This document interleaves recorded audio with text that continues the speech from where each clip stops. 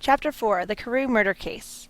Nearly a year later, in the month of October, 1800s, London was startled by a crime of singular ferocity and rendered all the more notable by the high position of the victim. The details were few and startling. A maidservant, living alone in a house not far from the river, had gone upstairs to bed about 11. Although a fog rolled over the city in the small hours, the early part of the night was cloudless, and the lane, which the maid's window overlooked, was brilliantly lit by the full moon. It seemed as she was romantically given, for she sat down upon her box, which stood immediately under the window, and fell into a dream of musing. Never, she used to say, with streaming tears when she narrated that experience, never had she felt more at peace with all men, or thought more kindly of the world. And as she so sat, she became aware of the aged, beautiful gentleman with white hair, drawing near along the lane, and advancing to meet him another and very small gentleman, whom at first she paid less attention. And when they had come within speech, which was just under the maid's eyes, the older man bowed and accosted the other with a very pretty manner of politeness. It did not seem as if the subject of his address were of great importance. Indeed, from this point it seems times appeared as if they were only inquiring his way. For the moon shone on his face as he spoke, and the girl was pleased to watch it. It seemed to breathe such an innocent and old-world kindness of disposition, yet with something high too, as of well-found and self-content. Presently her eye wandered to the other, and she was surprised to recognize in him a certain Mr. Hyde, who had once visited her master, and for whom she had convinced a dislike. So at this point, basically, there's a maid, she's looking out her window. We have the things I've highlighted just kind of show the positive connotations and diction choices of brilliantly and romantically, beautiful gentleman, a very pretty manner of politeness. He bowed and accosted the other, which is to speak very boldly and loudly and aggressive. So accosted is kind of out of place there with those other words. Accosted, you don't politely trample over a little girl. You don't politely accost someone normally. So this is all, she's watching these two gentlemen meet in the street. One of the gentlemen she recognizes as Mr. Hyde. Had he in his hand a heavy cane, in which he was trifling, but he answered never a word, and seemed to listen with an ill-contained impatience. And then, all of a sudden, he broke out in great flame of anger, stamping with his foot, brandishing the cane, and carrying on, as the maid described it, like a madman.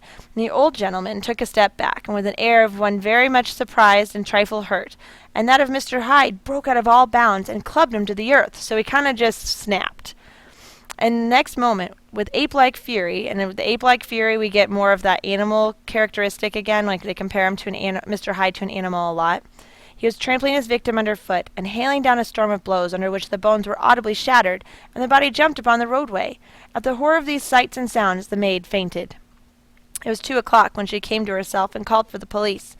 The murderer was gone long ago, but there lay his victim in the middle of the lane, incredibly mangled. The stick with which the deed had been done, although it was of some rare and very tough, heavy wood, had broken in the middle under the stress of this incessant cruelty, and one splintered half had rolled into the neighboring gutter.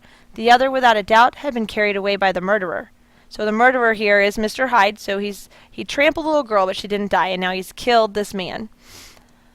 And a purse and a gold watch were found upon the victim, but no cards or papers except a sealed and stamped envelope, which he had been probably carrying to the post, and which bore the name and address of Mr. Utterson. So the things that they found there, they found half a cane, a purse, and a gold watch, and a letter addressed to Mr. Utterson. This was brought to the lawyer the next morning before he was out of bed, and he was no sooner seen it and then told the circumstances than he shot out a solemn lip. "I shall say nothing till I have seen the body," said he. "This may be very serious. Have the kindness to wait while I dress." And with the same grave countenance he hurried through his breakfast and drove to the police station, whither the body had been carried. As soon as he came into the cell, he nodded. So now Utterson has been called, and he's kind of investigating here. "Yes," said he, "I recognize him. I'm sorry to say, this is Sir Danvers Carew." So Sir Danvers Carew has now been murdered by Mr. Utterson. "Good God, sir!" exclaimed the officer. "Is it possible?" And the next moment his eye lighted up with professional ambition. "This will make a great deal of noise," said he, "and perhaps you can help us to the man." And he briefly narrated what the maid had seen, and showed the broken stick. Mr. Utterson had already quailed at the name of Hyde, but when the stick was laid before him, he could doubt no longer. Broken and battered as it was, he recognized, for it was one that he had himself presented many years before to Henry Jekyll. So this cane that he saw was a cane that Utterson had given as a gift to Dr. Jekyll. Utterson gave it to Jekyll. "Is this Mr. Hyde a person of small stature?" he inquired. "Particularly small and particularly wicked-looking is what the maid calls him," said the officer. Mr. Utterson reflected, and then raising his head, "If you will come with me in my cab," he said, "I think I can take you to his house." It was by this time about 9 in the morning, in the first fog of the season. A great chocolate-coloured pall lowered over the heaven, so we've got lots of imagery coming up here. But the wind was continually charging and routing this embattled vapours, so that as the cab crawled from street to street, Mr. Utterson beheld a marvellous number of degrees of hues of twilight. For here it would be dark, like the back end of an evening, and there would be a glow of rich, lurid brown, like the light of some strange conflagration, and here, for a moment, the fog would be quite broken up, and a haggard shaft of daylight would glance in between the swirling wreaths. The dismal quarter of Soho, seen under these changing glimpses, with its muddy ways and flantering passengers, and its lamps, which had never been extinguished, or had been kindled afresh to combat this mournful reinvasion of darkness, seemed in the lawyer's eyes like a district of some city of a nightmare. The thoughts of his mind, besides, were the gloomiest dye, and when he glanced at the companion of his drive, he was conscious of some touch of that terror of the law and the law's officers, which may at times assail the most honest. As the cab drew up before the address indicated, the fog lifted a little and showed him a dingy street. A gin palace, a low French eating-house, a shop for the retail penny numbers and two-penny salads, many ragged children huddled in the doorways, and many women of many different nationalities passing out, key in hand, to have a morning glass, and the next moment the fog settled down again upon that part, as brown as umber, and cut him off from his blackguardly surroundings. This was the home of Henry Jekyll's favourite, a man of who was heir to 250,000 sterling. An ivory-faced and silver-haired old woman opened the door. So now he's shown up at Mr. Hyde's apartment in Soho. She had an evil face, smoothed by hypocrisy, but her manners were excellent. So she's got these nice manners, and she's actually kind of like nice about it, but her face makes her look like she'd be kind of unapproachable and evil. "Yes," said she, "this was Mr. Hyde's, but he was not at home. He had gone in that night very late, but he had gone away again in less than an hour. There was nothing strange in that. His habits were very irregular, and he was often absent. For instance, it was nearly 2 months since she had seen him till yesterday." Very well, then. So we know from this part right here that Jekyll hasn't really turned into Hyde for about 2-month period. So there's been like kind of a downtime where Jekyll hasn't been doing those evil things, and that's what this paragraph represents and tells us. "Very well, then, we wish to see his rooms," said the lawyer, and when the woman began to declare it was impossible, "I had better tell you who this person is," he added. "This is Inspector Newcomen of Scotland Yard." A flash of odious joy appeared upon the woman's face. "Ah," she said, "he is in trouble." And so she's almost like excited that he's in trouble, like she's excited. Odious joy is kind of an evil amount of joy, kind of like a cackle. "What has he done?"